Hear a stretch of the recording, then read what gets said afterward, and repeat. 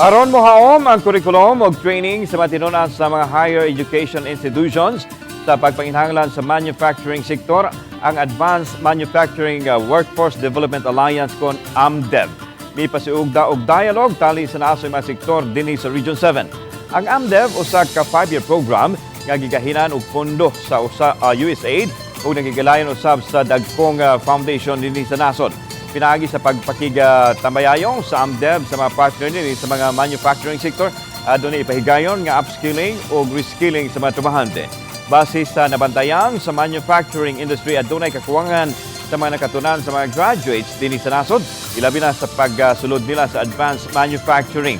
Milagdaan na og kasabutan ang usa ka manufacturing company sa Lapu-Lapu City, ang AMDEV.